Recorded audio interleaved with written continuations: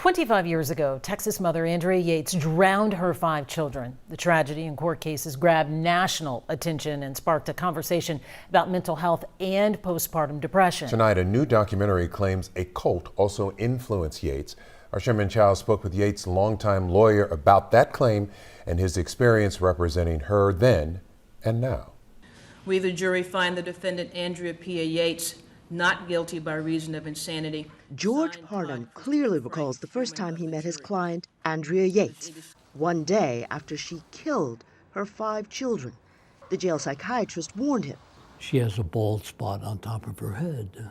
She's trying to scratch off the 666 off the top of her head. Yates's original conviction in 2002 was overturned because prosecution witness Dr. Park Dietz had given false testimony.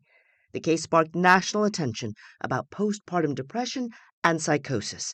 In 2006, she was retried and acquitted. This case is almost a watershed for mental illness in the criminal justice system. It changed perceptions of women's mental health socially and legally. As for Andrea's account of that day, Parnham says she was so fragile. I never asked her. Really? Yes, I never asked her. I always got what I wanted to get out of the testimony of the witnesses. As we approach the 25-year mark since that day, there is renewed attention and new theories about the tragedy. There was a cult aspect to trigger Andrea's actions. No, not really, because Andrea, because she was so delusional, did not want them to grow up in a sinful world. And that's why she did what she did. Andrea had a well-documented history of severe mental illness. She drowned her 5 children, aged 6 months to 7 years, in the family bathtub. The drownings happened at what was then the Yates family home here in Clear Lake. I have a distinct memory of standing on the street across from the house covering this story at the time. I was 7 months pregnant.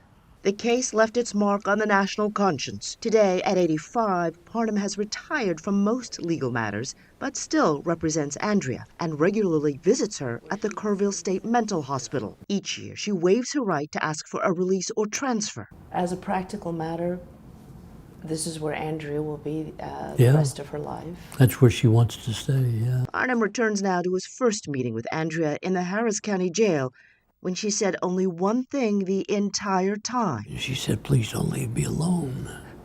Not for 2.5 decades. Sherman Chow, KHOU 11 News.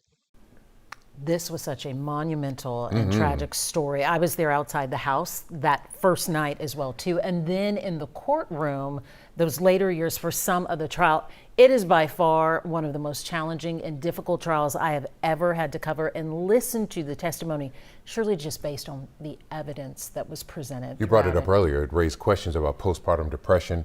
It put it on a spotlight for people to have a conversation about it. I wasn't here then, but I certainly knew about the story. Right, the entire nation did.